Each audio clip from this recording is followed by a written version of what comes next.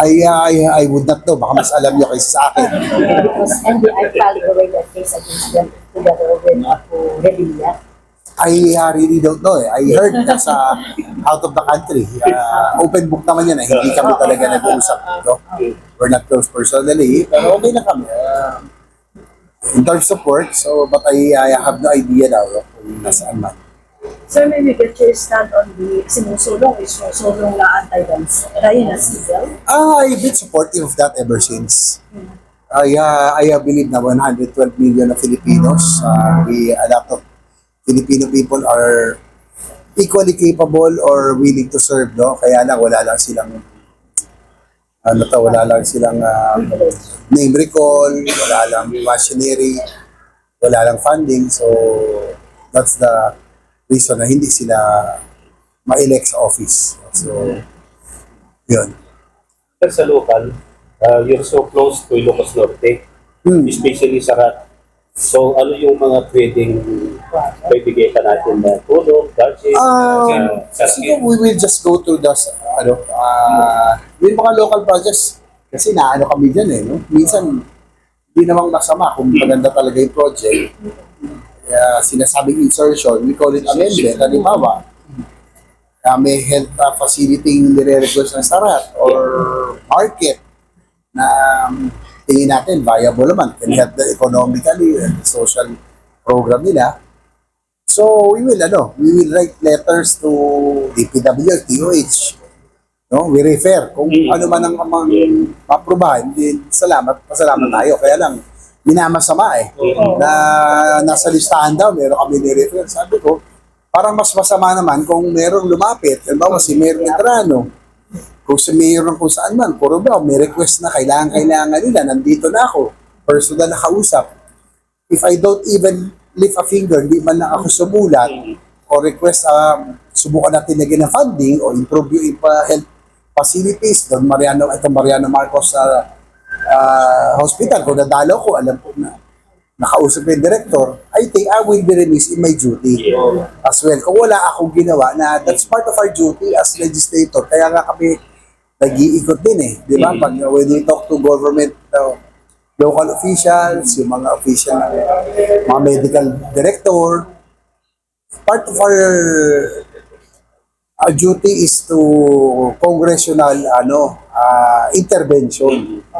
Budget o napunta ako ron, nakita ko kailangan ito, di ba? So walang masama doon. I think we will be more remiss na sinasabi nila na sumulat kami kung wala kaming ginawa, di ba? Constituent ko yan mga yan. Ang Ilocos Norte, tinulungan ako kahit na hindi ako unity.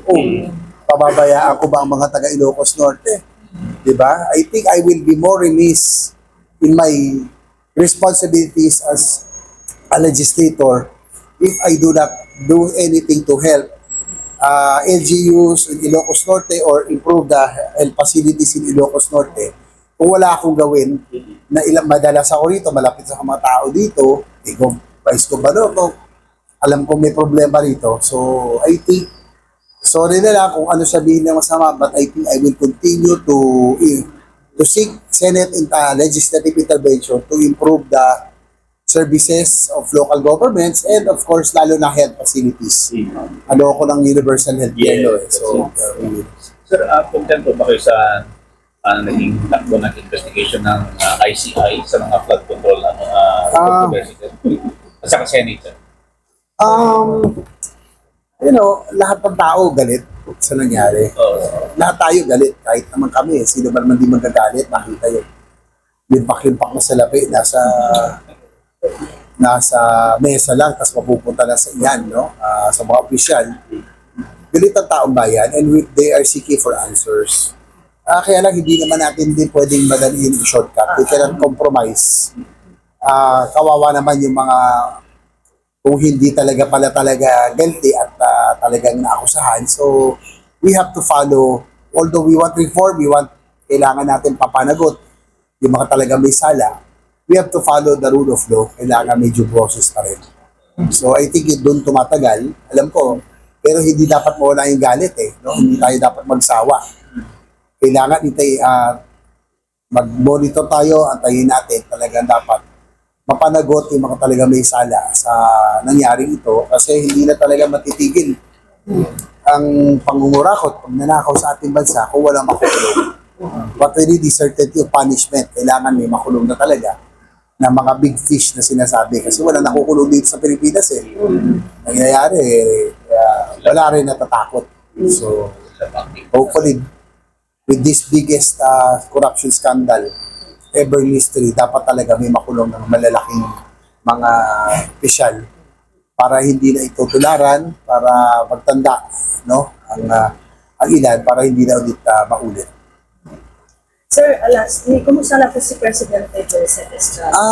Well, he's turning 88, 89 na this April.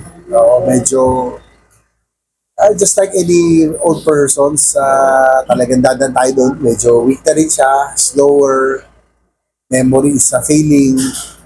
So, that's part of life. Ganun talaga. Siyempre, nakakalungkot din. I see my parents deteriorate. Every time you visit, para nakikita mo, para kandilang nauupos eh. Ganun yan, that's life. 89 na siya. My mother is also 83. So, turning 89 is, getting old na talaga. So, but minsan naman pa rin, I think, minsan yung kanang sense of humor nandun pa rin, kaya lang masama na talaga. Minsan yung memory is bad. Sa bahay lang. It's life.